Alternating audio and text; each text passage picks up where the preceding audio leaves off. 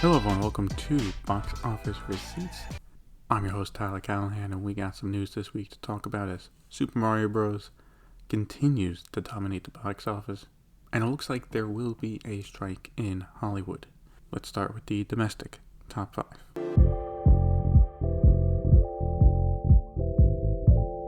Staying in first place is Super Mario Bros. With 92.3 million for a total of 353.1 million.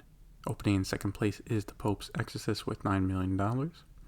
Third place was John Wick Chapter 4 with 8.04 million for a total of 160.2 million.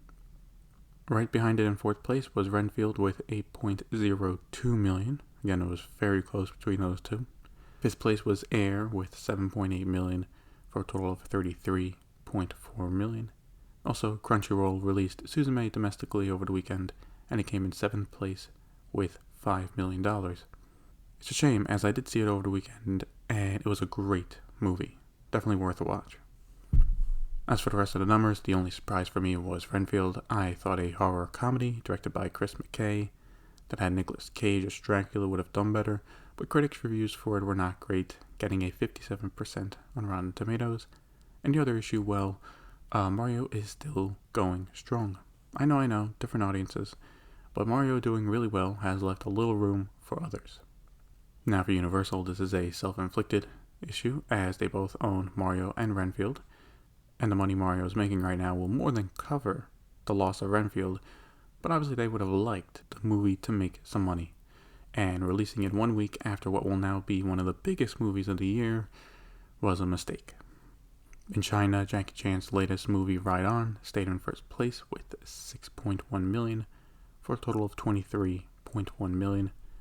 Moving up to second place was Hachiko with 4.9 million for a total of 35.9 million.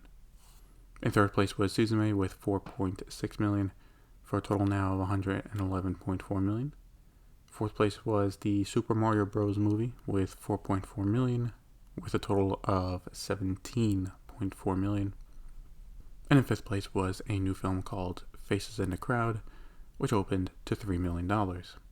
Looking at international numbers, the Super Mario Bros. Movie is holding strong enough that $1 billion worldwide is guaranteed now. It earned 102.5 million internationally for a worldwide total of 693.1 million worldwide. Congrats to Illumination, Nintendo, and Universal on a huge success this movie has become. Air made another 6.2 million for a worldwide total of 54.1 million. Dungeons & Dragons made 13.8 million for a worldwide total of 157 million. Renfield also opened internationally, earning 2.2 million for a worldwide opening weekend of $10 million. And finally, John Wick Chapter 4 made 18.6 million for a worldwide total of 349.7 million. It has now passed John Wick Chapter 3 to become the highest grossing film in the franchise. Starting off the news in Hollywood, the WGA, or the Writers Guild of America, have voted to authorize a strike with 97.5% in favor. What this means is if no deal can be reached between the guild and the studios, the writers will go on strike. What this also means, in regards to an actual strike, is that the scripts being worked on will be put away, and for any films currently in production, they can still be made, but no rewrites to the script can be made. The last time the WGA went on strike was back in 2007, and lasted for 100 days. As for the guild's demands now, some of them include stopping the use of mini rooms, increased minimum compensation, and standardized residual and compensation for films, no matter how they are released, either theatrical or streaming. As of now, it is likely a strike will occur, considering both sides are not even close to a deal. The question now is, how long will the strike last? This will hurt some studios more than others. Take Netflix, they will be fine for a while, due to them making more reality shows now, which can go on during a strike, as they are unscripted, and they can also just buy more international shows as well. But for studios like Paramount and Warner Brothers, where they are working to improve their income, to not be able to work on films and shows that are supposed to come out next year, and even further down the line, it will hurt them. Not now, but in the future. The Guild for Directors and the ones for actors is also set to start negotiating a new deal with studios this summer. If they also can't reach a deal, there is a real risk of all of Hollywood being shut down. This is going to get real interesting and could end up being the story of the year. Cineworld's latest update on their bankruptcy proceedings is that they will not move forward with selling their assets in what they consider the rest of the world. This included assets in Poland, Romania, Israel, and Hungary, among others. As for why, they said that while they did receive offers, they did not meet the value required by its lenders. So as of now, depending on what their restructuring plan entails, Cineworld will not be selling off anything anywhere. An exclusive from Variety, they are reporting that Louis Leterrier will return to direct Fast 11, the finale of the Fast and Furious franchise, or the main Fast and Furious franchise. Obviously, there'll probably be spin-offs. Leterrier recently directed Fast X after Justin Lin stepped away days after production started. I'm not too surprised by this because they need to get started filming Fast 11 soon, and we have not heard anything about Universal looking to go in a different direction for a director. So really by default, unless he didn't want it, they were likely going to offer it to him. An exclusive from Deadline, they were reporting that Juno Temple is in talks to join Venom 3, though as of now it is not known what her role will be. You would know her best from Ted Lasso, and personally, I think she's great in the show, and I think she'd be a great addition to the film. Blumhouse and Universal have a new film in development, shock, I know, called Speak No Evil. It will be a remake of a Danish thriller film that came out last year. The remake will be directed by James Watkins and will star James McAvoy in the lead role, and is set to come out August 9th, 2024. I gotta say, that's a really quick turnaround on a remake. Maybe there was some kind of deal already in place, I don't know. Anyway, with it being a thriller, not a horror, plus James McAvoy, yeah, I'll probably give this a watch. Deadline is exclusively reporting that Warner Brothers has bought a new film package after a bidding war from multiple studios. The film is called Maude vs. Maude, or Maude v. Maude, though that title might change down the road. It is reportedly a globe-trotting action thriller in the vein of the Bond and Bourne films. Roseanne Lang is set to direct the film, and the two leads will be Angelina Jolie and Halle Berry. As long as the script is good, this could be a fantastic crowd pleaser. Everyone loves Jolie and Berry, and they have both done action films before, so you have the general public's interest. But the story and the action especially need to be good. If not, it's going to stink at the box office. At Lionsgate, Aziz Ansari is set to have his directorial debut with Good Fortune. He'll be directing the movie starring Keanu Reeves and Seth Rogen, and the movie will begin production in May, while at the same time Lionsgate will work on sales for it at the Cannes Film Festival. I would assume, if that is the plan, Lionsgate will keep the domestic rights to the film. This will be Ansari's second attempt at a directorial debut. A while back he was directing a film called Being Mortal at Searchlight, but that was shut down allegedly due to Bill Murray's inappropriate behavior. Deadline is also exclusively reporting that Jonathan Majors is being dropped from the upcoming film The Man in My Basement, where he was set to star and produce. Along with this, the Texas Rangers baseball team have dropped him from their ad campaign for the season. As for the charges he is facing, he is set to appear in court May 8th. This is not a surprise, as people would probably prefer not to work with him until his charges are settled. And with that being said, his manager, Entertainment 360, have dropped him as a client.